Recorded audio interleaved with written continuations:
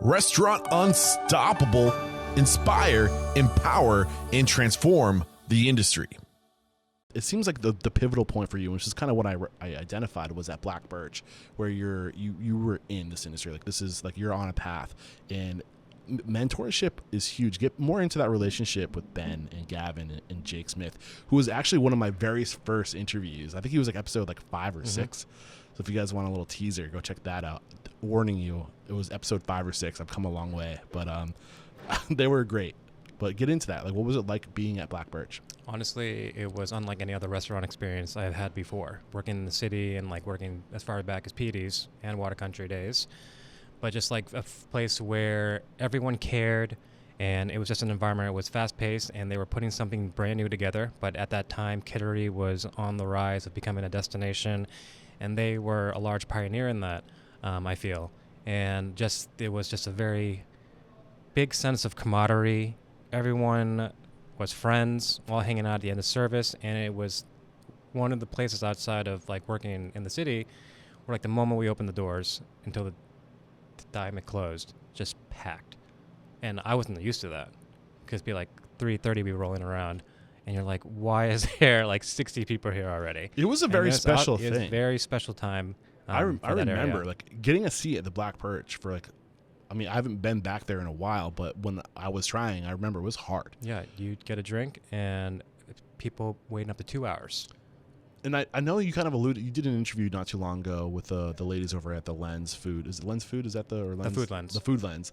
And I listened to that interview to prepare for today. There's a story behind what kind of set up Kittery's food scene. Do you want to get into that? Do you know the story? I mean, just, I don't know the story, but in retrospect, to just be like, I was happy to be a part of that. Yeah. It started with the Black Birch, and then when that Masonic temple got renovated and was opened up for commercial space, with Lil's, the bakery, Maine Meat, Anjou, and Folk, and aside from like Annika Jan's also being a part of that community as well. But just through a natural progression and just kind of being in it, and like looking back now and just seeing where Kittery Forsyth is today, just for whatever reason, people were just migrating and flocking to the Kittery scene. And Black Birch, I feel, was a big part of that. Yeah, but I think from the interesting thing I picked up from the story that you did with those other the ladies was that the bridge was closed. So there was a period, and it's amazing this like human behavior, like one little thing like a bridge closing. So now like people would go over into So Kittery is just north of Portsmouth, New Hampshire, like literally over the bridge. It's the river separates Maine and New Hampshire, and Kittery is the first state or the first town you hit when you get into Maine. In that bridge, like people would come over, they would live in Kittery, I think, because it was cheaper. It was kind of like out of the way, right? And they'd come get their kicks in Portsmouth. But then that bridge closed, and people didn't want to cross. It was all of a sudden way harder to get into Portsmouth, like an extra 10 minutes, because you'd have to go like up and around. And it seemed like the timing of that bridge closing and Black Birch opening.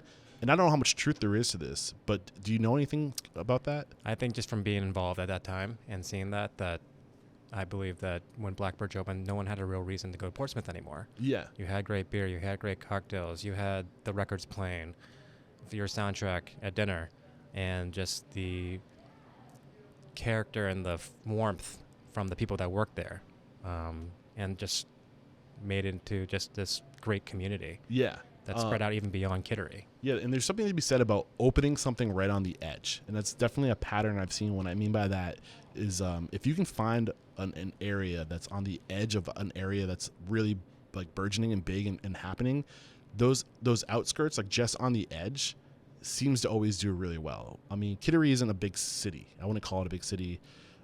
There's not much of a night scene there until this little section started, right? Where you had the Martingale Wharf, right? Am I saying that right? Mm-hmm. Like you said, Anjou, the Black Birch. Like, what was it before then? Do you know? Do you remember? Do you recall? In the Kittery Forsyth, it was Tulsi, where the space where Bowie and Black Birch was originally the first Tulsi location, which they had moved. And then there was some random breakfast place where Rutter's is. Annika Jan's was like the first like restaurant, and then like Local Coco's, which is huge now. With their expansion, was a tiny little like kind of food stand almost, and then they had like Golden Harvest and Carl's, but in the Foreside, you really had nothing outside Yeah. of Tulsi and Annika Jan's. So what was the year when you joined them? Was it 2013, 2012?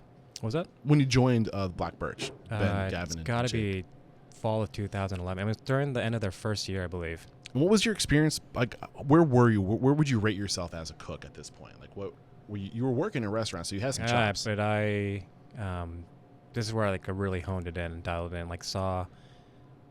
Really took notice to technique and taking your time and paying attention to the process and no shortcuts. And that even though that almost everyone is doing the same thing, how can you do it where it's consistent and just done in a way where, it's the best possible way.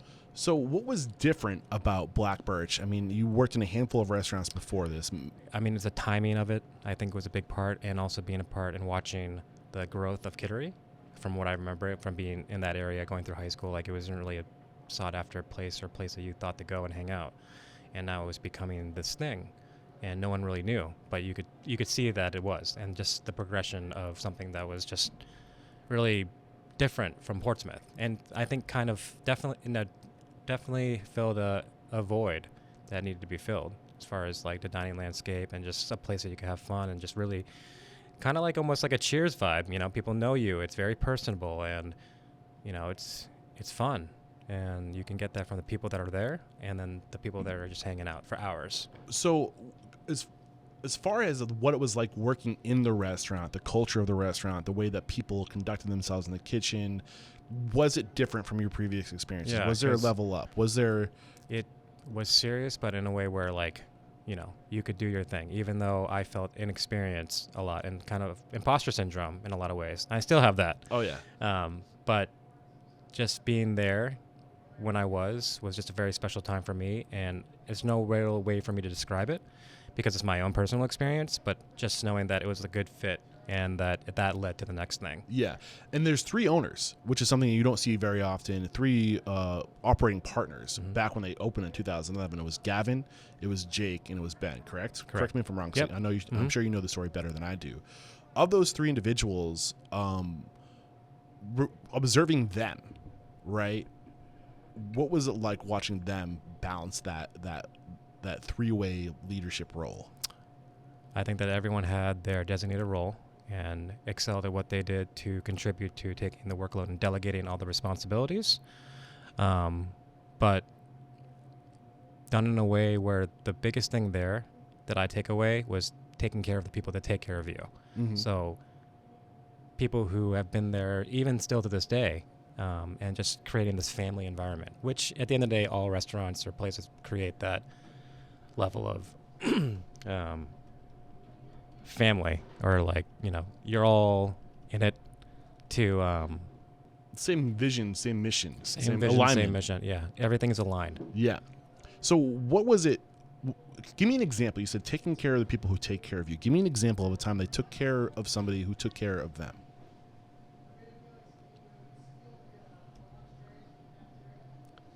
Well, I can only share it from my own personal experience, and that is me showing up late to 2 important beer events and not getting fired, where, they gave me 2 chances instead of just 1 chance and stay out of here, for just, not being in it in a way where I was still kind of fucking off a little bit, but they still saw something in me and gave me a chance to keep my job, because I didn't want to, because I didn't know what I was going to do. I was so invested in being in Kittery, Portsmouth at that time, and I wanted to be a part of this. And since then, just helping build me up and my confidence in working in the kitchen. And then also just from restaurant events, hanging out at the end of the night and just feeling like a sense of I belonged somewhere, and that it was just so great. I mean, especially for me.